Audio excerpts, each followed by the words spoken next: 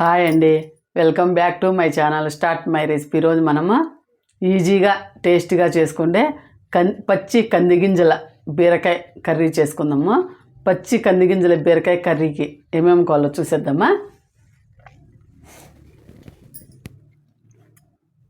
పచ్చి కందికాయలు, టమాటో, బీరకాయ బాగా చాలా లేతగా ఉంది, చాలా బాగుంటుంది కర్రీ అయితే. చూడండి, పచ్చి కందికాయలు ఇవైతే. ఇప్పుడు మనం కంది గింజలు అయితే అందులోంచి ఒలిచేసుకుందాము.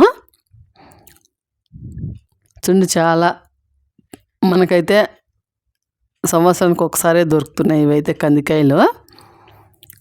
ఈ కందికాయలు ఆరోగ్యానికి చాలా మంచిది. ఒలిచేసుకొని పెట్టేసుకుందాము. ప్రతి బీరకాయ అయితే తీసుకున్నాను నేను. చూడండి, చాలా ఫ్రెష్గా ఉంది బీరకాయ అయితే.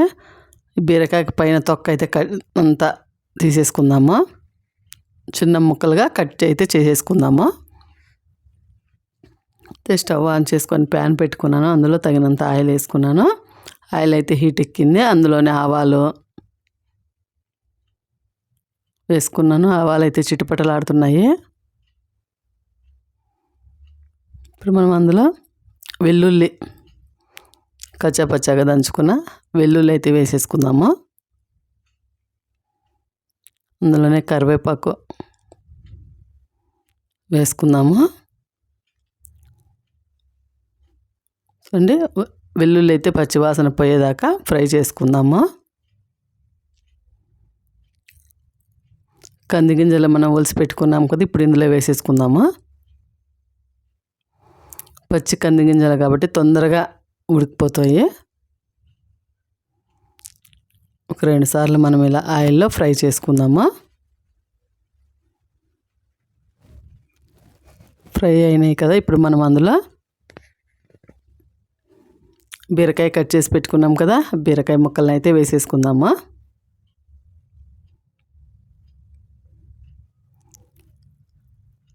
బీరకాయ ముక్కలు, కంది గింజలు ఒకసారి కలుపుదాము.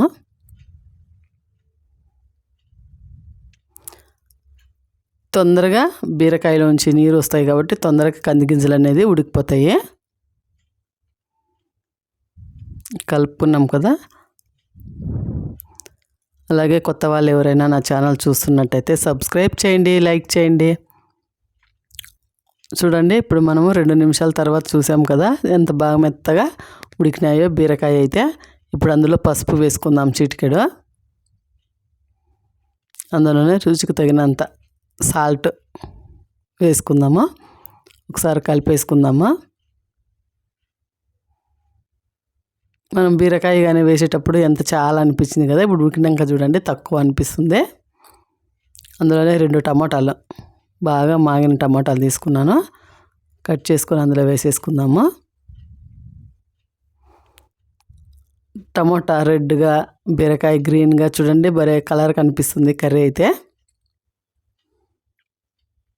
కలుపుకున్నాం కదా మనం. ఇప్పుడు మూత పెట్టుకొని ఒక 2 నిమిషాలు ఉడికించుకుందాము. చూడండి, టమోటా కానీ మెత్తగా ఉడికిపోయింది. ఒకసారి కలుపుకుందాము. ఇప్పుడు మనం అందులో 1 టీ స్పూన్ కారం వేసుకుందాము. అందులోనే 1 అర టీ స్పూన్ ధనియా పౌడరు. సరే కలుపుకుందాము. ఉప్పు, కారం అంతా బీరకాయ ముక్కలు, కంది గింజలకు పట్టేలాగా. మనకు చపాతీలోకి, రైస్లోకి తినాలనుకుంటే కొద్దిగా అంత వాటర్ వేసుకుంటే చాలా బాగుంటుంది కర్రీ అయితే.